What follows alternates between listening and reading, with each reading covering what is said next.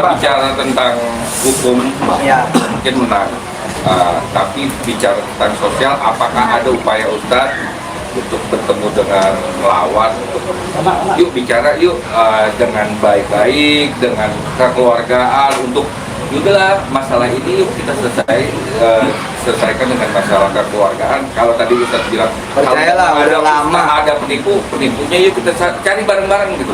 percayalah udah lama saya ingin melakukan itu, tapi responnya selalu super negatif, dan sekarang belum ngomong apa-apa, rekaman udah di mana-mana. Kalau Yusuf Mansur mengatakan dari awal mereka ingin mengusut perkara ini adalah suatu hal yang bohong.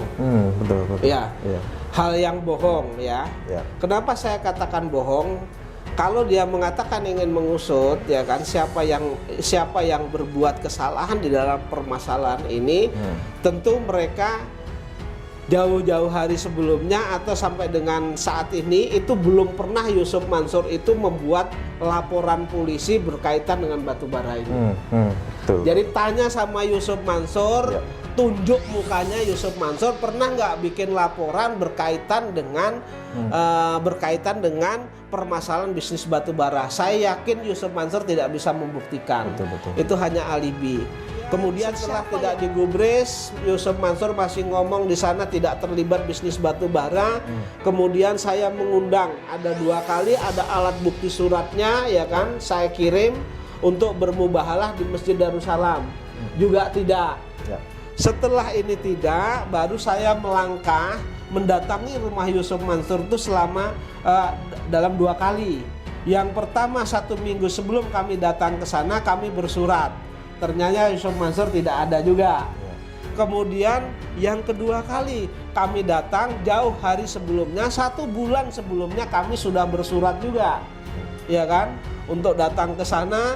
Kemudian mereka juga tidak ada. Maka dengan sangat terpaksa saya dan kawan-kawan jamaah Masjid Darussalam yang menjadi investor itu melakukan mubahalah secara sepihak di sana. Iya.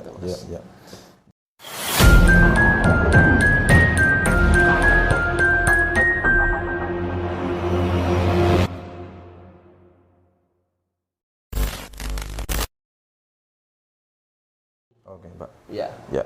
1,2 miliar lebih Pak ya yang diwajibkan Yusuf Mansur untuk membayar kerugian Pak Zaini ya dalam perkara batubara, dan itu pun sudah diputus di PN Jaksel. Saya kira itu bukan hal yang berat, itu hal yang kecil, hal yang mudah bagi Yusuf Mansur melihat Yusuf Mansur ini selalu memamerkan kekayaan-kekayaannya itu, flexing kemana-mana gitu Pak ya. Misalkan di warung steak sendiri memamerkan punya cabang sampai saat ini hampir 100-200 cabang gitu ya di seluruh Indonesia, mengatakan omsetnya sampai puluhan miliar, pajaknya sampai 100-200 juta gitu Pak. Sebenarnya kecil gitu Pak. Tetapi di sini kalau Yusuf Mansur bersedia membayar kerugian tersebut, kerugian Pak Zaini gitu Pak. Ini sama saja Yusuf Mansur mengakui kekalahannya gitu Pak ya. Mengakui dirinya bersalah. Nah, pastinya semua orang ini akan melakukan segala cara, mungkin menghalalkan segala cara untuk menjaga nama baiknya. Apa mungkin Yusuf Mansur melakukan hal seperti itu, atau mungkin bisa dibilang ada udang di balik batu dalam perkara ini? Mengingat ini sebelum muncul putusan kasasi, Pak Zaini dihubungi oleh salah seorang yang mengaku oknum dari MA, dan logikanya mungkin pihak lawan juga dihubungi Pak. Apakah ada udang di balik batu dalam perkara ini Pak? Jadi begini, benar atau tidak ya, benar atau tidak orang itu orang MA atau tidak, tetapi pernah menghubungi saya dan itu masih saya simpan dan saya screenshot ya. Berkaitan dengan WA-nya itu. Nanti kalau ada pejabat KPK, Kejaksaan Agung, kemudian Kapolri itu mau mengusut perkara itu, saya akan berikan screenshotnya itu, gitu ya. Jadi memang saya di sana dihubungi oleh orang yang mengaku orang Mahkamah Agung, ya. Namun berkaitan dengan yang lain-lainnya memang dia selalu telepon. Jadi awalnya hanya WA, terus kemudian mereka telepon. Kebetulan saya tidak percaya begitu saja. Saya bisa di dalam benak saya ketika orang ini WA, kemudian orang ini telepon, yang ada di benak saya ada 3 pemikiran, Mas, atau ada 3 dugaan.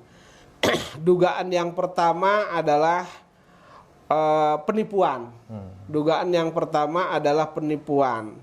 Ya, artinya orang dengan perkara saya ini, orang ingin menipu saya ketika nanti saya dihubungi, saya itu akan meminta tolong dan lain sebagainya lah. Lalu saya minta uang dan itu bukan orang Mahkamah Agung, dugaan saya. Dugaan yang kedua, saya dijebak, ya kan? Apakah ini aparat dari kejaksaan, apa dari KPK atau dari mana lah? Saya dijebak agar saya itu bermain kotor atau ngelihat kejujuran saya itu jujur atau tidak, kan begitu? Ya. Tapi saya juga punya kecurigaan orang yang WA kepada saya itu benar-benar orang Mahkamah Agung. Saya juga punya kecurigaan ke sana. Karena mereka tahu persis nomor perkaranya. Misalnya kalau nomor perkara di pengadilan negeri mungkin sudah oke lah begitu ya, kita karena sudah terbuka. Kemudian ada perkara di pengadilan tinggi sudah oke lah karena itu sudah terbuka. Tetapi yang perkara di Mahkamah Agung ini sama sekali saya belum mendapatkan pemberitahuan, walaupun itu bukan kewajiban dari Mahkamah Agung, tetapi Mahkamah Agung itu biasanya kalau sudah pengadilan negeri ngirim berkas ke Mahkamah Agung kemudian meregistrasi nomor perkara itu, memberitahu pengadilan negeri, kemudian tembusannya kepada para pihak begitu. Sampai dengan saat ini saya juga tidak dapat itu, Mas. Kemudian orang yang telepon kepada saya atau WA kepada saya ini mengaku orang Mahkamah Agung, dia tahu nomor perkaranya nomor sekian, sekarang sudah sampai di sini. Kemudian yang pegang si A, si B itu mereka tahu. Dan di ujung kalimatnya saya dipancing berkali-kali, Pak ada pesan apa terhadap perkara ini? Saya mengatakan bahwa saya tidak pernah ada pesan apa-apa, ya kan? Saya ingin beracara dengan jujur, saya tidak mau bermain, saya akan normatif saja. Masalah menang atau kalah itu saya serahkan kepada Allah begitu. Ya. Ini salah seorang yang mengaku on dari MA yang memang disinyalir ini tujuannya untuk memancing Pak Zaini, gitu Pak ya. Dan logikanya kalau memang ibaratnya kalau ada orang yang memancing di dua tempat, kalau satu nggak dapat berarti mungkin itu pindah ke tempat yang lain. Mungkin saja. Dan itu ada dua nomor HP, yang nomor HP. Jadi dua kali menghubungi saya. Yang satu tetap karena itu sudah ada namanya, si Eko dan titik-titik itu tetap saya SIM. Terus kemudian yang satu lagi mempergunakan nomor HP yang di sana ketika akan saya SIM itu tidak ada namanya, maka saya tulisi Mahkamah Agung palsu apa Mahkamah Agung abal-abal gitu. Mahkamah Gadungan. Mahkamah Agung Gadungan. Di satu sisi Pak Zaini mengatakan bahwa dalam proses kasasi ini ingin berjalan normatif, sementara Yusuf Mansur juga mengatakan hal yang sama, normatif saja. Pak Zaini sudah membuktikan ya screenshot percakapan dengan salah seorang yang mengaku onum dari MA, Pak Zaini mengabaikannya, mengacuhkannya begitu. Dan ini terserah teman-teman, ini percaya dengan Pak Zaini atau percaya dengan Yusuf Mansur begitu ya. Baik, Pak Zaini. Ini kita melompat ke perkara Bu Ili Siteorima. Oke. Di konferensi pers Yusuf Mansur juga mengatakan bahwa dirinya akan mengajukan banding gitu Pak. Nah, ini apakah memang sudah ada persiapan dari Pak Zaini untuk melawan persiapan banding dari pihak lawan? Jadi berkaitan dengan putusan perkaranya Bu Ilis nomor 28 garis miring PDT.G garis miring 2023 garis miring PN Bogor ya, yang sudah diputus tanggal 17 September 2024 kemarin.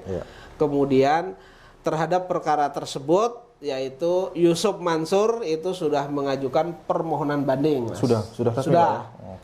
Kemudian tergugat Dwi Yunda Adi juga sudah mengajukan permohonan banding juga dan sudah menyerahkan memori bandingnya.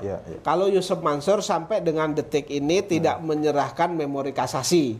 Memang itu dibolehkan saja karena berkaitan dengan bandingnya dua orang ini, karena tergugat 4 atau Dwi Andi Yuda sudah mengajukan memori banding, maka tadi saya hari ini ya, hari ini tanggal 15, hari Selasa tanggal 15 Oktober 2024, tadi pukul 11 ya, jam 11 saya sudah mengajukan kontra memori. Artinya sudah saya counter memori mereka begitu. Isi dari memori mereka itu sebenarnya hanya sudah disampaikan, sebenarnya apa yang menjadi landasan memori itu sebenarnya sudah disampaikan pada persidangan di Pengadilan Negeri Bogor, waktu persidangan di Pengadilan Negeri Bogor. Hanya dua kok pokok permasalahan itu setelah saya pelajari, walaupun mereka menguraikan dengan panjang lebar itu hanya dua. Yang satu mereka mengingkari, yang satu mereka mengingkari bahwa mereka menerima uang itu sebagai uang titipan. Sebagai uang titipan, bukan uang investasi, sebagai uang titipan, ya kan? Terus yang kedua bahwa mereka tidak terlibat dengan bisnis batu bara ini. Tapi kan lucu, ketika satu sisi saya dapat membuktikan bahwa klien saya sudah transfer ke tergugat 4 ini, ya kan? Kemudian tergugat 4 juga mengakui sudah menerima uang klien saya, kemudian menyampaikan kepada BMT Darussalam. Ini kan lucu kalau hanya mengatakan ini hanya uang titipan begitu ya. Betul. Nah, dan itu mereka sebenarnya di dalam persidangan juga mereka sudah menyatakan bahwa itu uang titipan. Makanya saya mensomir karena mereka mendalilkan itu uang titipan, makanya saya mensomir atau menantang mereka untuk membuktikan bahwa kalau itu uang titipan, apa sih buktinya? Bisa nggak kamu buktikan? Itu sampai dengan akhir persidangan tuh mereka nggak bisa buktikan begitu. Ya logikanya kalau memang hanya menitip ya harusnya dikembalikan lagi, pokoknya masa ada orang nitip uang berlangsung sampai 10 tahun lebih gitu ya. Ini kan logikanya juga aneh gitu. Jadi begini Mas, kalau toh itu memang uang titipan, ya kan? Kalau toh memang itu uang titipan, ya, kemudian oleh si yang dititipkan dijadikan uang bisnis, itu juga perbuatan melawan hukum sebenarnya. Malah jadi tindak pidana baru gitu. Ya, sebenarnya ada masuk juga ke penggelapan, masuk juga ke perbuatan melawan hukum, bahwa orang kalau itu benar uang dititipkan lalu diinvestasikan kan menjadi perbuatan melawan hukum, kan begitu. Jadi hati-hati, kata-kata mereka menitipkan itu kalau itu digunakan tanpa perintah orang, berarti dia melakukan perbuatan melawan hukum, kan begitu. Ya bisa jadi malah ini suatu tindakan blunder yang akan menjerumuskan ini menjadi tindak pidana baru gitu Pak Zaini. Iya, bisa dilaporkan pidana, bisa diajukan gugatan perdata. Iya, kalaupun ini dikatakan bentuk titipan, ini buktinya apa? Akadnya seperti apa, kan begitu. Kan sudah jelas bahwa Bu Siti Urimas sebagai investor ini mempunyai perjanjian hukum dengan BMT dan juga mempunyai bukti transfernya begitu Pak Zaini. Ya, jadi lucu juga kalau mereka mengatakan uang titipan. Kan ini dalam circle atau lingkungan bisnis, ya kan? Kalau itu dia berdalih adalah itu uang titipan, lucu gitu loh. Memang nggak ada tempat penitipan yang lebih aman. Mending dititipkan ke bank. Nitipkan di bank kan lebih aman, ya kan? Mengapa harus menitipkan ke orang yang akhirnya sampai kalau itu uang titipan kok dia tidak mengembalikan sampai dengan puluhan tahun, kan lucu kan? Mungkin sudah tidak ada kehabisan alasan gitu ya untuk mengajukan banding, jadi alasan-alasan seperti itulah yang dipaksakan gitu. Betul. Berarti memori banding yang diajukan di dalam perkara Bu Siti Rohimah ini tidak seperti dalil yang disampaikan di Pengadilan Negeri Jaksel bahwa yang berwenang itu adalah pengadilan agama, dan itu enggak, dia sudah artinya kalau berkaitan dengan eksepsi itu mereka sudah tidak membahas itu lagi. Sudah tidak membahas itu dia.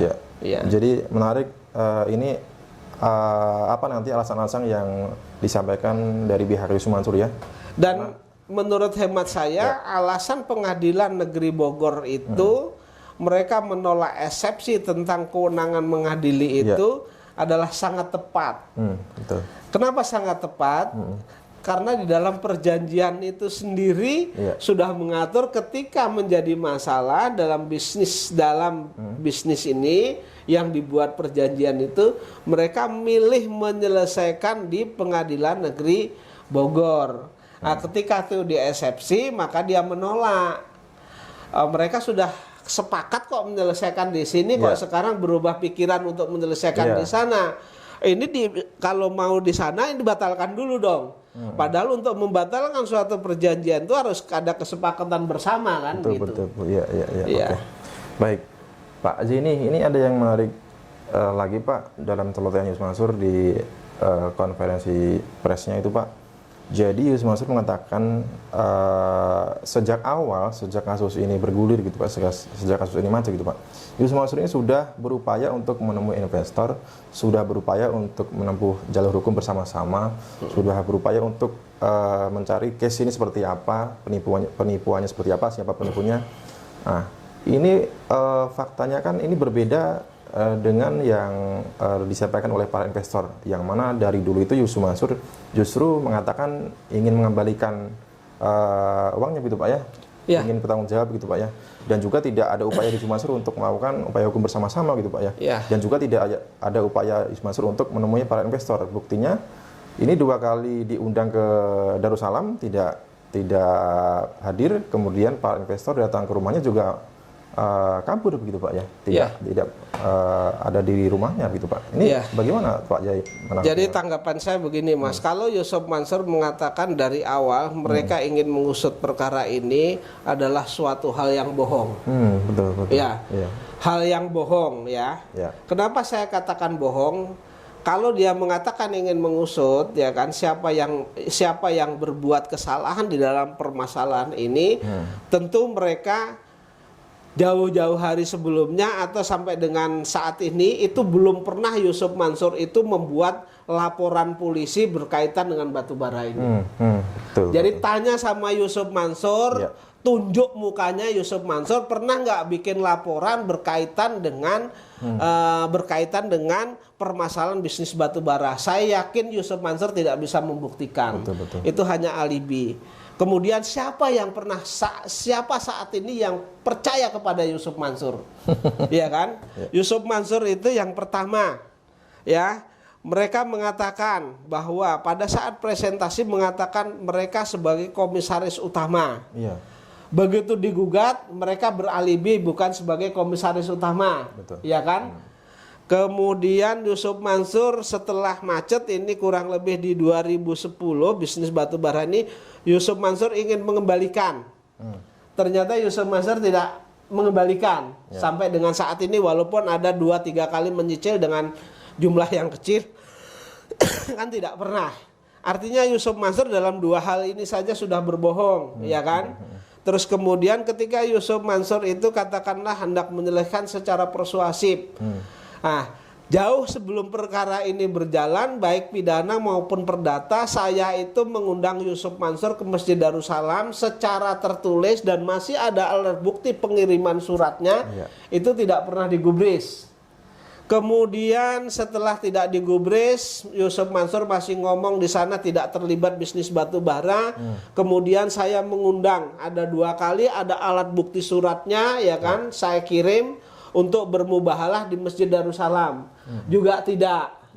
Setelah ini tidak, baru saya melangkah mendatangi rumah Yusuf Mansur itu selama dalam 2 kali. Yang pertama 1 minggu sebelum kami datang ke sana, kami bersurat. Ternyata Yusuf Mansur tidak ada juga. Kemudian yang kedua kali kami datang jauh hari sebelumnya, 1 bulan sebelumnya kami sudah bersurat juga. Ya kan? Untuk datang ke sana. Kemudian mereka juga tidak ada. Maka dengan sangat terpaksa saya dan kawan-kawan jamaah Masjid Darussalam yang menjadi investor itu melakukan mubahalah secara sepihak di sana. Jadi sungguh tidak benar ucapan Yusuf Mansur bahwa dirinya mengatakan bahwa dari dulu Yusuf Mansur sejak awal ingin berupaya menyelesaikan secara baik-baik, secara persuasif kepada para investor. Ini tidak benar Pak ya? Tidak benar. Jadi kalau mengatakan Yusuf Mansur ini sebenarnya sudah ingin melakukan upaya jalur hukum bersama-sama ya, mencari kasus ini seperti apa, penipuannya seperti apa. Ini tidak benar, Pak. Kalau memang seperti itu kan harusnya Yusuf Mansur bisa lapor saja sendiri. Lapor saja sendiri. Oh, ini ada bisnis batu bara begini-begini, mereka bikin laporan saja sendiri. Kalau mereka sudah bikin laporan, tunjukkan sama saya laporannya di mana. Yang ada Yusuf Mansur ini seolah-olah ingin menutupi perkara ini gitu, Pak ya. Iya, betul. Jadi jangan sampai seperti yang diucapkan di persidangan Pak Dadan bersaksi di bawah sumpah gitu, mengatakan bahwa Yusuf Mansur mengatakan saat itu jangan sampai perkara ini muncul ke publik gitu, Pak ya. Iya, betul. Ya. Jadi di dalam pertemuan itu Pak Dadan kemarin menceritakan dalam perkaranya Bu Ilis itu, mereka mengatakan bahwa Yusuf Mansur dalam pertemuan di gedung Serbaguna Serbaguna Lab School ada sekolah di Legenda Wisata ini mengatakan jangan speak up ya. Nanti akan saya selesaikan. Artinya jangan diomongkan keluar kan. Jangan keluar begitu. Yusuf Mansur yang ada satu-satunya menghubungi saya itu ketika sudah ada vonis pengadilan negeri Jakarta Selatan. Yusuf Mansur katanya sedang berhaji, sedang di Arafah, itu WA kepada saya, minta ketemu sama saya, tapi hanya 4 mata saja, ya kan? Kemudian jangan sampai tahu ada media, masih saya simpan juga. Jangan sampai tahu awak media siapapun, apalagi saudara Darso. Kalau ini sampai bocor ke sana, ya sudah, kita tidak akan ada islah lagi. Tapi saya berpikir, ya kan, kalau saya hanya ketemu sama Ustadz Yusuf Mansur saja, mau bahas apa? Karena kan sudah jelas putusannya Yusuf Mansur dan kawan-kawan itu dihukum suruh membayar kurang lebih 1,3 kurang sedikit. Kalau mereka beritikat baik dan mulutnya itu benar, bukan mulut comberan yang dia omongkan di TV, kalau kalah mau bayar, ya sudah bayar saja kan gitu. Ya. Jadi ini bisa kan telat gitu, Mbak ya, kalau Yusuf Mansur mengajak islah setelah muncul putusan bahwa dirinya bersalah. Ya kalau mau sebenarnya kenapa nggak dari dulu, sejak kasus awal macet di tahun 2009-2010 gitu. Iya, dan sudah ada putusan. Putusannya mengatakan bahwa saya berinvestasi 80 juta pada tahun 2009, kemudian akan mereka terbukti di pengadilan bahwa mereka menjanjikan akan memberikan keuntungan, bukan bunga ya. Saya kalau bunga nggak mau. Keuntungan 11,3% dikalikan kurang lebih hampir 12 tahun lebih sedikit, itu jatuhnya pokok dan keuntungan itu 1,3 kurang sedikit itu, Mas. Baik. Jadi kalau mereka beritikat baik, bayar aja itu. Buat apa kita bernego lagi? Kecuali Yusuf Mansur ketika ini saya tidak melakukan upaya hukum, ya kan? Datang-datang misalnya ucuk-ucuk, Pak Zahini, ini investasi dulu Pak Zahini, karena misalnya ini rugi dan lain sebagainya, ya udah saya nggak usah mulangin 80 ya Pak Zahini, misalnya saya minta keikhlasan Pak Zahini, dikasih separuh atau dikasih 50 juta, sudah. Tetapi ketika saya sudah melakukan upaya hukum baik pidana maupun perdata, kemudian mengajak ketemuan, masih bernegosiasi padahal sudah ada putusan, saya nggak mau dong. Gitu. Apalagi mereka mengajak pertemuan 4 mata, ya kan? Nanti terjadi fitnah, saya tidak mau itu. Ya. Jadi intinya sungguh jelas ini merupakan suatu kedustaan gitu, Pak ya. Kalau Yusuf Mansur mengatakan sejak awal sudah berupaya untuk melakukan jalur hukum untuk berupaya secara persuasif pada investor. Nah, ini supaya tidak terkesan omong kosong, ini saya buktikan ini video ucapan Yusuf Mansur di Media TV mengatakan bahwa Yusuf Mansur ini sudah berupaya melakukan upaya hukum sejak perkara batubara ini macet itu. Ini video. Ini kan bicara tentang hukum, mungkin menang. Tapi bicara tentang sosial, apakah ada upaya Ustadz untuk bertemu dengan melawan? Yuk bicara yuk dengan baik-baik, dengan kekeluargaan, untuk udahlah masalah ini yuk kita selesaikan dengan masalah kekeluargaan. Kalau tadi kita bilang percayalah udah lama ada penipunya, yuk kita cari bareng-bareng gitu. Percayalah udah lama saya ingin melakukan itu, tapi responnya selalu super negatif. Dan sekarang belum ngomong apa-apa, rekaman udah di mana-mana. Beda kan zamannya gitu. Kalau zaman dulu kan kita bicara baik-baik, nggak ada handphone, nggak ada HP. Nah pada saat bicara-bicara kayak gitu, saya menghindari kepancing juga. Saya menghindari dipancing dan saya manusia biasa. Ya setelah berbagai upaya, kelihatannya juga ada nawa itu yang berbeda. Saya tidak menuduh, tidak apa, tapi silakanlah lihat sendiri saja. Gitu. Ya akhirnya benar-benar saya serahkan kepada Allah saja.